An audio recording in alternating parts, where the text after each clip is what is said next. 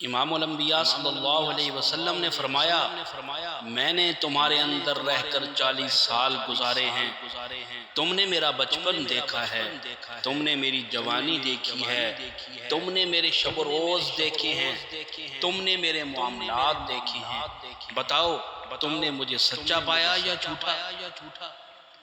جواب میں پوری قوم پکار اٹھی، ما جربنا علیک کذبا، ہم نے آپ کو آج تک جھوٹ بولتے نہیں دیکھا۔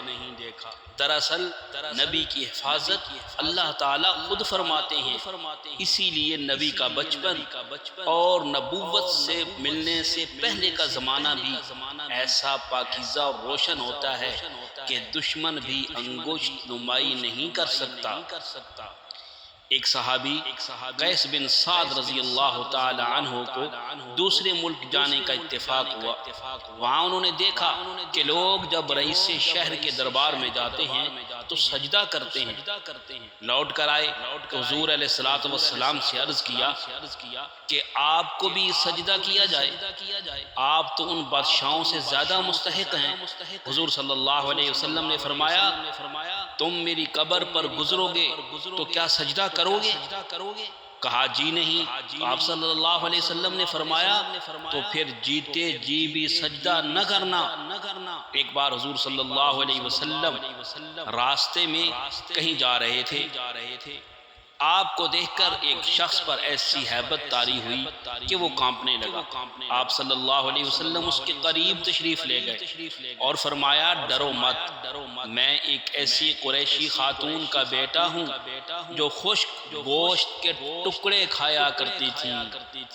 اصل بات یہ ہے کہ بعض لوگ انسان کے مرتبے کو نہیں پہچانتے، وہ دیکھتے ہیں کہ انسان تو گنہگار خطا کار بھی ہوتا ہے، وہ دیکھتے ہیں کہ انسان تو شرابی، زانی اور چور اچکا بھی ہوتا ہے، وہ دیکھتے ہیں کہ انسان تو فریبی، مکار اور دغاباز بھی ہوتا ہے، وہ دیکھتے ہیں کہ انسان تو قارون، فرعون اور ابو جہل بھی ہوتا ہے، وہ دیکھتے ہیں کہ انسان تو قاتل، سنگ دل اور خونخوار بھی ہوتا ہے، وہ دیکھتے ہیں کہ انسان تو ہلاکو خان اور چنگیز خان بھی ہوتا ہے۔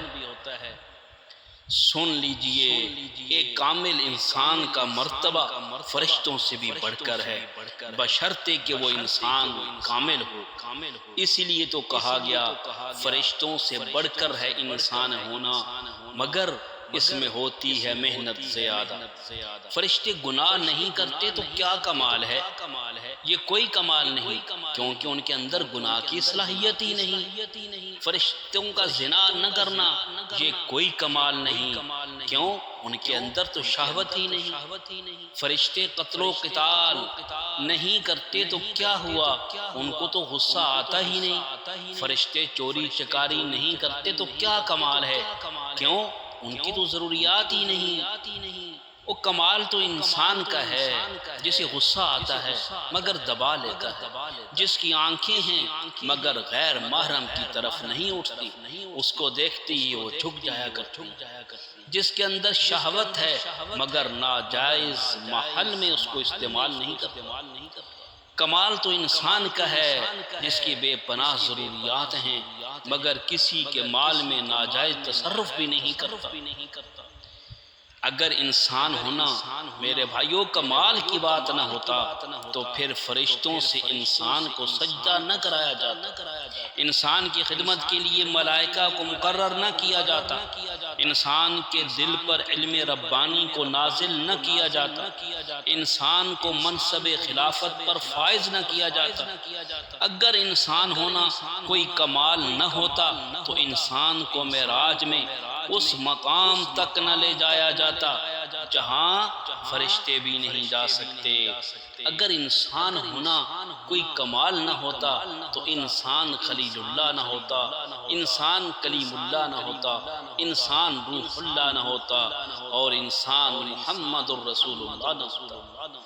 اپنی انسانیت پر پیغمبروں کی انسانیت کو قیاس نہ کرو، ان کی انسانیت کے سامنے تو ملکوت فرشتے بھی ہاتھ باندھے کھڑے ہیں۔ کیا نورانیوں کی کیا مجال ہے کہ خاکیوں کا مقابلہ کریں؟ ہاں، شرط ہے تو صرف یہ کہ خاکی انسان خدا کا کامل بندہ بن جائے، اور انبیاء علیہ السلام چونکہ بندگی کے اعلیٰ ترین مقام پر تھے، اس لیے وہ بشر ہونے کے باوجود فرشتوں سے اعلیٰ و افضل تھے۔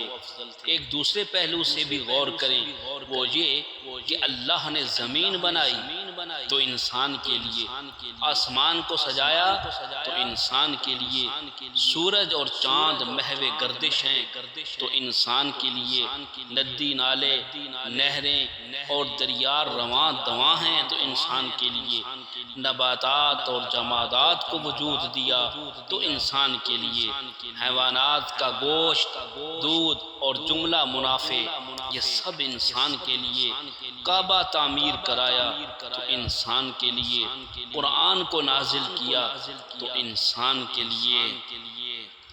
اور انسان کو جب یہ سب کچھ انسان کے لیے ہے تو پھر میرے بھائیو انسان بھی تو کسی کے لیے ہے، اور وہ کس کے لیے ہے؟ وَمَا خَلَقْتُ الْجِنَّ وَالْإِنسَ إِلَّا لِيَعْبُدُونَ۔ اللہ رب العزت فرماتے ہیں کہ ساری کائنات ہم نے انسان کے لیے بنا دی اور سجا دی، لیکن انسان کو صرف اور صرف اپنی عبادت کے لیے پیدا کیا ہے۔ جس انسان کے لیے اللہ تعالیٰ نے اتنا کچھ کیا ہے، خدارا ٹھنڈے دل سے سوچئے، اس انسان کی کوئی قدر و قیمت نہیں۔ انسان تو اشرف المخلوقات ہے، البتہ ہم میں سے بعض لوگ حیوانیت کی سطح تک پہنچ جاتے ہیں۔ تو میرے بھائیو، آئیے ہم انبیاء علیہ السلام کی اقتداء کر کے اپنے اندر انسانیت پیدا کر کے اللہ کے محب اور محبوب بن جائیں۔